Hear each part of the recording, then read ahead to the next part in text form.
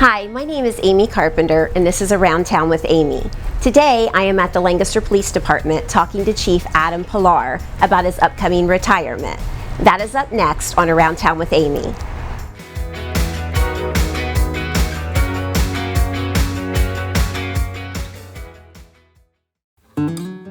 Adam Pilar was born in the winter of 1967 to Pete and Rose Pilar.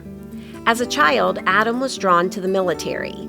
His dad served in the Air Force during Vietnam. His older brother joined the Air Force and served until retirement, and his younger brother did a tour in the Army.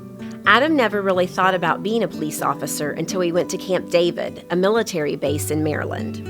And I was actually in the Marine Corps. I was stationed out in Maryland, and I was trying to, about a year and a half before I got out, and actually law enforcement agencies in Maryland were recruiting heavily from where I was stationed because we had a skill set and we took standardized drug tests, so they knew we could pass a drug test. So when they started recruiting out there, that's when I thought, you know what, maybe that's something I could do. So that's really where I started to think about it as an option. I got hired right here. Adam came to the Lancaster Police Department in 1989. He enjoyed working the streets as a patrol officer, and he was good at it. As a patrol officer, Adam earned the Chief Citation of Valor and the Chief Citation of Merit Award. Adam's favorite part of being an officer was working the patrol division. He would spend about half of his day on the street, even when he was a shift commander. Sometimes the victories were rare, but Adam always thought they were won by patrol officers. I mean, being in that tight-knit group of people that you work with has been probably the best thing, and I've worked with some really outstanding servants. Not only did Adam do patrol, but he also held titles of field training officer, firearms instructor, gas munitions instructor, SRT SWAT instructor, SRT operator, SRT team leader, and SRT commander. Adam was also the first at the Lancaster Police Department to be a taser instructor. Over his 32 years, Adam has seen lots of changes, especially in the equipment he has used. We didn't have OC spray when I first got started. We didn't have tasers. Our weapons were revolvers when I got started. You know, even with like cell phones, the guys using their cell phones now, they use just a lot of that technology that just makes their lives a lot easier. And we didn't have any of that. Back in those days, you would arrest somebody in their house, and then you'd have to ask them if you could borrow their phone to make a phone call. In 2015, Adam was promoted to deputy chief, and in 2017, he was promoted to chief of police. Chief Pilar has enjoyed many things working at the Lancaster Police Department, but there is one thing that stands out to him. Because like if you played sports and you're used to being on a team, and then you in the Marine Corps, generally you're on your squad as a team, and you know when you get that tight-knit group of people that work as a team, and police work, it's a lot more of a team sport than people think. Unfortunately, trauma is something police officers have to deal with on a regular basis. So I had two of these critical incidents right in quick succession. So we get a call at a bar here on Columbus Street that a subject was in there and he was telling them he was going to commit suicide with a pistol. So I'm there. I've got a rookie officer with me, Mike Peters, he's retired. Randy Greenwald's another officer, he's retired, and Sergeant Rosser. So we go into the bar and we're just like, so they just want him removed. And so we're just going to check on his well-being and remove him. And we're like, so where's he at? And they're like, oh, he went in the bathroom. So we go to the bathroom. And my initial plan was when he walked out the door, surprise him, turn him up against the wall, pat him down. But the sergeant said, let's take him inside the bathroom. Because so I'm like, okay. So we all go into this bathroom, and there's 4 police officers, and the whole bathroom's like 9 foot long, and it's an L. So you had like urinals on the left side, toilets on this side. I walk in the bathroom, there's a guy at the urinal, and like so there's 6 of us, and I'm like, are you so and so? And he's like, no. And so he turns and he's like stepping towards me. So he's stepped towards me now, and we're all piled up in this small space, and then the stall door to the toilets open up. And he comes out and he's pulling a .357 out of his back from behind where he had it stashed. And the officer behind me thought that I'd gotten stabbed because he heard the click, because it was one that you had to cock before you fired. So I got a civilian between me and him.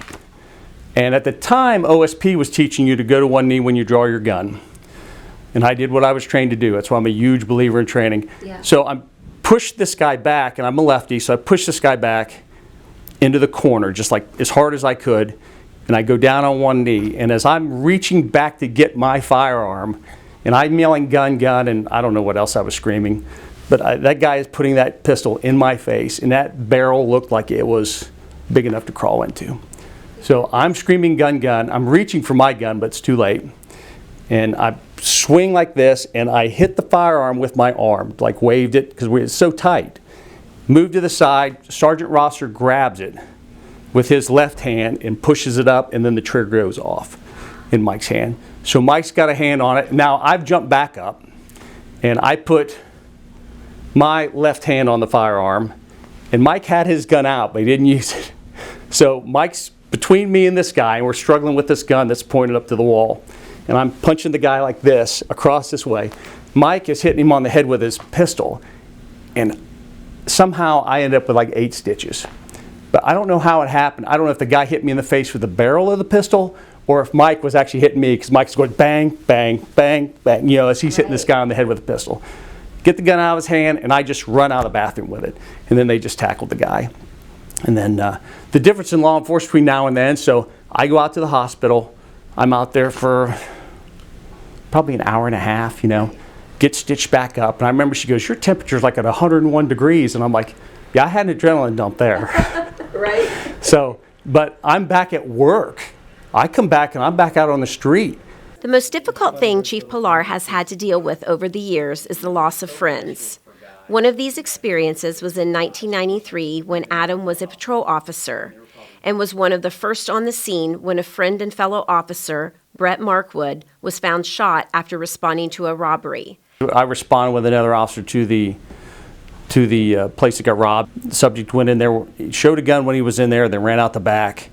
And it was snowy, so we were following tracks in the snow, and myself and another officer were there. So we started following the tracks, and we tracked that guy all the way over to Cleveland Avenue, and that's I don't know, it's close to a mile, you know. And we crossed the river at one point, you know. And it's like I said, it was February and it was cold. It had been snowing, and I can remember, because you're not going to outrun Motorola, especially if we know where you're going. Right. So we were calling in the direction we were going, and my backup had fallen behind. Just because he wasn't able to keep up, and I can remember Brett pulled up on Cleveland Avenue, and he was a runner, and he was fit, and he just got out of the car and he took off running that direction, you know, ahead of me.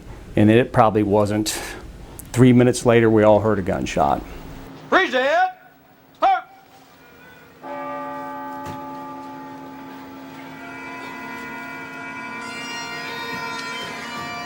That was probably one of the worst calls, because a lot of people go through their whole career and they don't necessarily have a call like that, where a friend of yours dies, but you know, it's still, that's pretty traumatic.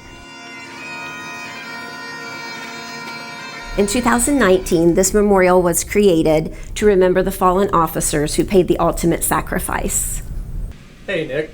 In May, Chief Pilar will retire after 32 years of serving the citizens of Lancaster. Adam is pleased with the great community support the citizens have provided to the Lancaster Police Department over the years. One example of community support was when citizens passed the recent levy. This allowed the Lancaster Police Department to buy new vehicles and updated computer systems. 72. Community involvement has been a passion of Chief Pilar's over the years, and he has instilled this in his officers, both old and new. Adam encourages his officers to interact with the community through events like Kids and Cops, Community Care Day, and Shop with a Cop. When citizens think of Chief Pilar, he hopes they will remember how he encouraged a good relationship between the officers and the citizens of Lancaster. Chief Pilar, you have made a difference in the lives of those around you. Your legacy will live on, and you will never be forgotten. Thank you for all you have done to serve and protect. You can read more about Chief Pilar's retirement in the March 28th edition of the Town Crier. Thank you for joining me on the 3rd edition of Around Town with Amy.